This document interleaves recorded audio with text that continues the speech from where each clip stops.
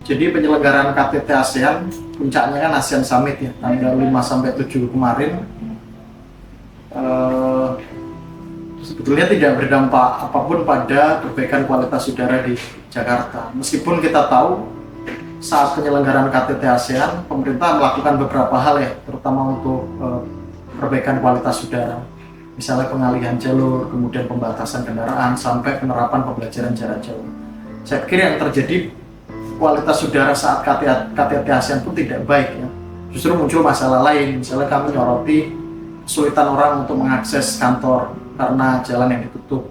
Kemudian carut marut di berbagai stasiun dan halte untuk transportasi publik karena ada pengalihan jalur sehingga orang berpindah rute dan lain sebagainya. Jadi KTT ASEAN dalam konteks polusi udara dia tidak berdampak apapun, kualitas udara tetap buruk, justru menimbulkan persoalan lain karena ada pembatasan akses atas nama event internasional. Menurut kami, upaya-upaya yang dilakukan itu demi pencitraan, gimmick, dan tidak mengarah pada solusi mengatasi polusi udara.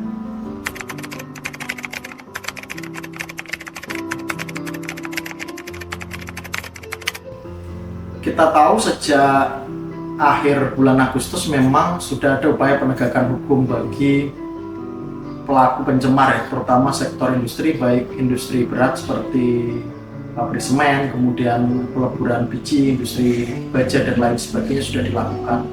Catatan terakhir kan ada 11 perusahaan yang dikenakan sanksi administratif oleh KLHK. Menurut kami itu langkah yang patut diapresiasi meskipun sangat terlambat begitu. Solusinya sejak kapan, tapi penegakan hukumnya dilakukan kapan. Tapi langkah awal yang bagus patut didukung dan kami berharap ada transparansi. 11 perusahaan itu perusahaan mana saja nih?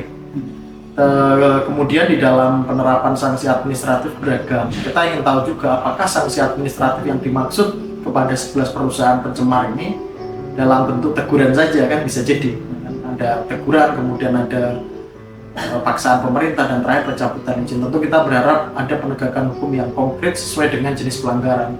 Jika terjadi pengulangan, misalnya pemerintah harus berani dong mencabut izin dari perusahaan yang terbukti melakukan pencemaran secara berulang. Saya pikir itu kuncinya, transparansi, konsistensi, dan ada ketegasan untuk pelanggaran yang berulang.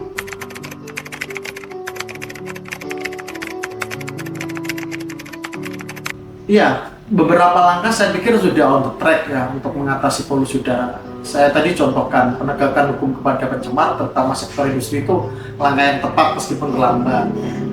Yang paling penting kan berikutnya dilakukan secara berkala dan tidak hanya 11 perusahaan. Bisa jadi dari 1.500-an industri di wilayah sekitar Jakarta ini akan ada lebih banyak lagi temuan pelanggaran. Jadi kita berharap ada penegakan hukum yang lain di tempat-tempat yang lain yang lebih luas. Terus berikutnya ada kabar kalau pembangkit listrik tenaga uap Suralaya nih di Banten, PLTU unit 1-4 dilakukan penutupan. Saya pikir itu langkah yang bagus juga untuk track karena pemerintah akhirnya mengakui ada kontribusi polusi udara dari PLTU batubara, ada kontribusi dari industri dan sudah dilakukan upaya. Kami tentu berharap ada PLTU lain nih, kan ada banyak nih PLTU, belasan PLTU di wilayah sekitar Jakarta yang menyumbang polusi udara. Jadi jangan hanya PLTU Suralaya, tapi ke depan ada PLTU lain yang menyusul untuk dipensiunkan dini untuk mengurangi polusi udara yang ada di Jakarta maupun wilayah sekitar. Ya, kami menilai efeknya tentu akan cukup signifikan ya, karena kan hitungan kontribusi emisi dari industri kan cukup tinggi ya, industri sama PLTU. Misalnya KLHK bilang 30-an%, maka kalau upaya pengendalian polusi dari sektor industri, sektor PLTU atau energi ini dilakukan, saya pikir cukup signifikan, bisa 20-30% pengurangan polusi udara di Jabodetabek jika langkah-langkah ini dilakukan secara konsisten.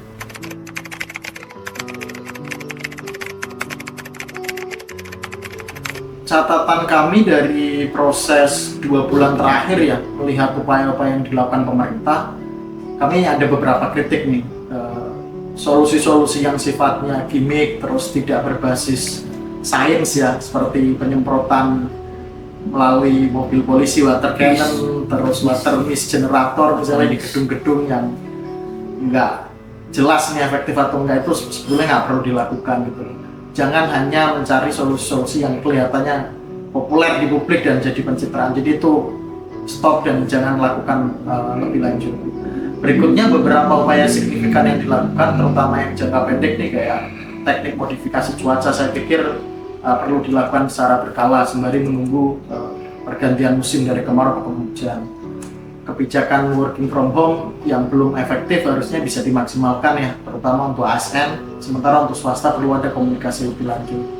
Kemudian soal perbaikan transportasi publik, kami juga mendukung ya upaya untuk mendorong masyarakat beralih ke transportasi publik, tetapi harus pastikan nih, masyarakat yang selama ini jadi pengguna kendaraan pribadi kan punya masalah nih, kenapa nggak pakai transportasi publik, karena nggak aman, nggak nyaman, rutenya nggak nyambung dengan tempat kerja dan tempat tinggal. Saya pikir itu juga perlu dipikirkan ya, mendorong masyarakat beralih ke transportasi publik, tapi memikirkan juga hambatan-hambatan yang dialami masyarakat, itu harus dijawab juga.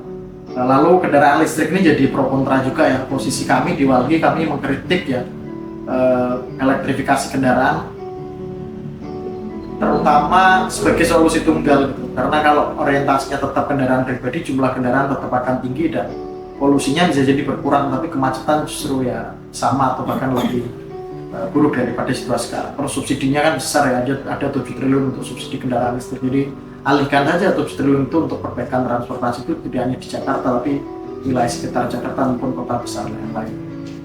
Terakhir sih harus ada rencana jangka panjang ya dalam bentuk dokumen. Jakarta kan baru-baru ini sudah mengeluarkan keputusan gubernur terkait Grand Design pengendalian pencemaran udara.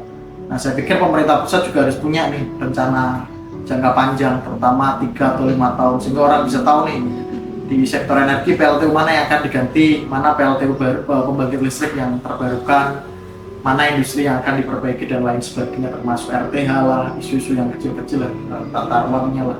Itu orang akan lihat. Kalau selama ini nggak ada dokumen rencana kan mau mengacu mana sih langkah-langkah yang akan dilakukan. Belum lagi kalau bicara pergantian kepemimpinan, jangan-jangan kalau nanti ada presiden baru, ada gubernur baru, tidak ada dokumen tertulis, ya kita mengulangi hal yang sama nih, rame lagi, bicara solusi lagi, tapi nggak mengacu dokumen yang mana nih akan dilakukan untuk mengatasi polusi udara. Saya pikir itu sih beberapa hal terkait rekomendasi maupun apa yang harus dilakukan oleh pemerintah untuk mengatasi polusi udara.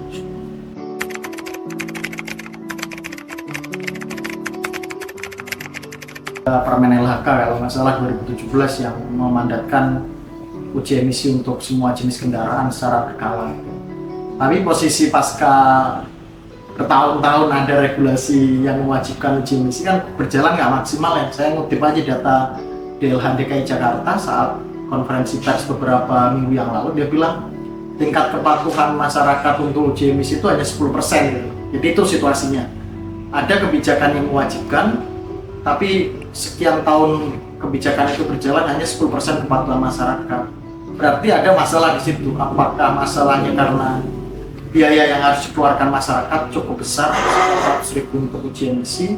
Yang kedua, ada nggak masalah soal lokasi-lokasi uji emisi ini jangan-jangan jumlahnya terbatas gitu. Jadi harus tahu kenapa masyarakat tidak bersedia atau tidak patuh terhadap kewajiban uji emisi. Berikutnya berkaitan dengan KTT ASEAN dan uji coba tilang kepada kendaraan ya.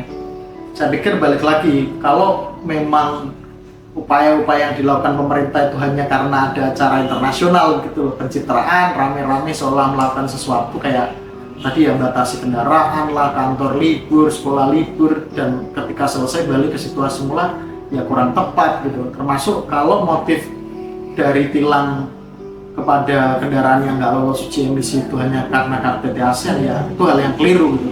Sudah seharusnya pemantauan berkala, sidak dan lain sebagainya dilakukan secara rutin dan nggak boleh tebang pilih gitu, sembari menyelesaikan persoalan kenapa masyarakat nggak uji emisi. Jangan-jangan masyarakat mau kalau gratis, masyarakat mau kalau tempatnya banyak gitu loh, bengkel-bengkel uji emisi banyak gitu. Jadi harus ada kayak kebijaksanaan. Jadi saya pikir kalau kebijakan nggak bijaksana akhirnya ya ada resistensi, ada penolakan dari masyarakat, dan harusnya menyasar semua kalangan. Mobil-mobil baru kan ada kewajiban Euro 5, Euro 6 itu untuk mobil baru, sementara uji emisi itu untuk semua kendaraan.